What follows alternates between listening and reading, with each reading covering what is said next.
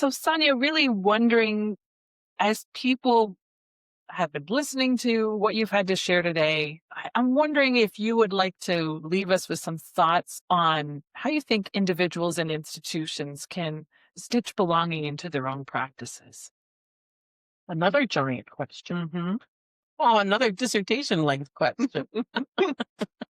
I think there are a few different things. At an individual level, I would encourage, there's the Festival of Literary Diversity in backyard talking here in Ontario every year. And every year they put out lists of books to read. And they also have a challenge, a literary diversity reading challenge. Read a book by, read a book by, read a book by.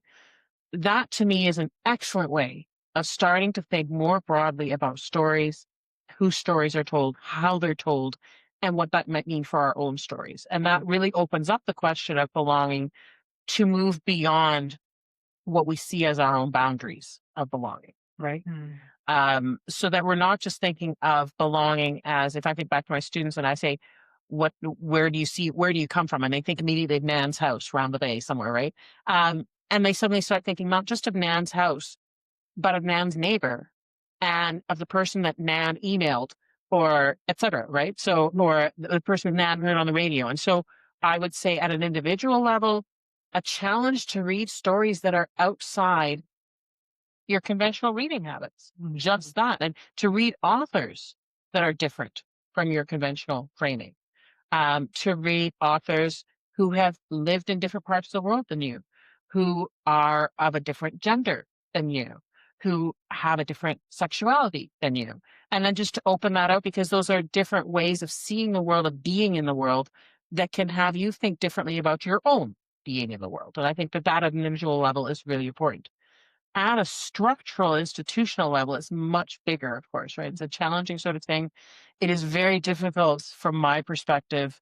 It would be very difficult to sort of institutionalize certain practices because then they end up becoming lumps rather than mobile things. Like it becomes very hard to say everybody in the institution will do X, right? That just becomes a very difficult thing and it may actually backfire, right? It becomes difficult.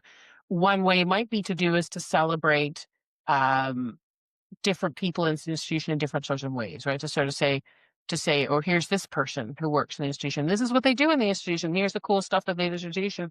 And here's what they bring into it. And here's why they bring that. This is why they think these things are important.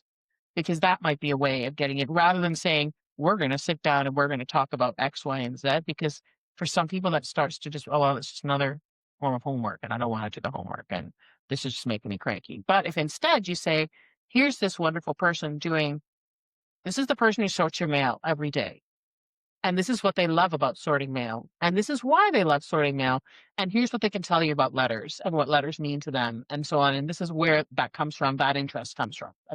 So I guess for me, in institutional level, it is making space for storytelling is where it comes back down to. Is like it makes space for storytelling and making space for the fact that people's stories are very different and very individual, even if they're part of a larger collective of some sort, right? So together you build a fabric. Rather than, if I think of a university, the stories that are told are, "Oh, so and so won $300,000 grant.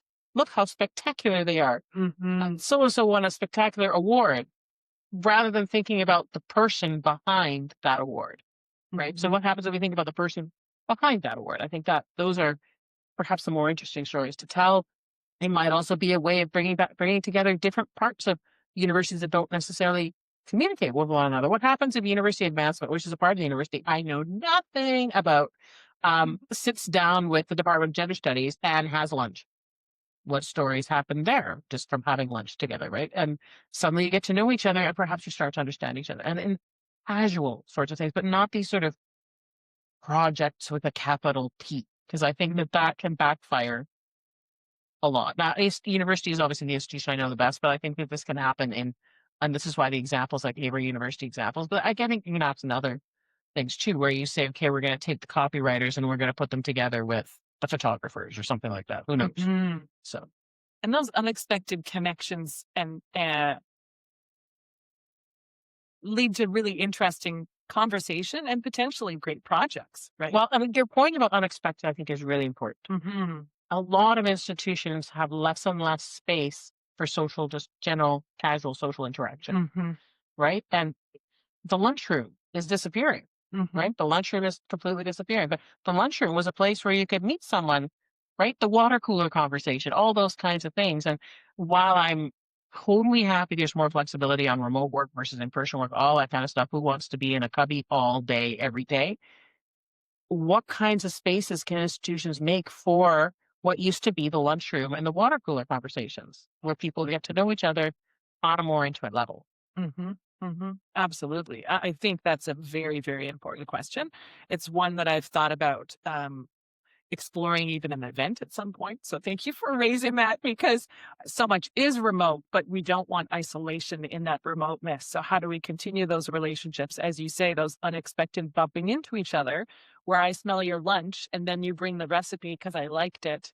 Though, and then I bring the baklava that my grandmother taught me to make. Those things won't happen in the same ways unless we interject those new ways of Well, being and together. it makes me think too when I had my I used to get moose sausage from our secretary, and it Oh, was really wow. their butcher used to make a garlic moose sausage and then another kind of book.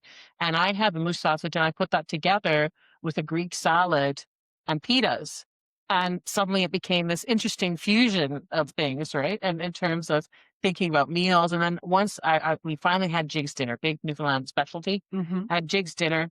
I was so proud of myself. We'd had Jig's dinner, and I came into to our secretary. I said, we had Jig's dinner. And she looked at me and she said, on a Monday? That's clearly had us a wrong day. But it was an opening to a conversation, right? Like, it Yes. was You were doing tradition differently. a That's tradition. okay. Thank you so much for your time. Really, really appreciate you coming in here, and we have to have you back. Well, thanks for the invitation. This was fun. Yeah, it was very fun. And thank you, listeners, watchers, for coming to learn more from Sonja Boon and for coming to listen to Threads of Belonging, the first episode, and we'll be bringing you more soon. Thank you so much for your attention, and we'll include references to Sonja's websites below here in comments. So please read below for all the wonderful things that she's doing. Thank you.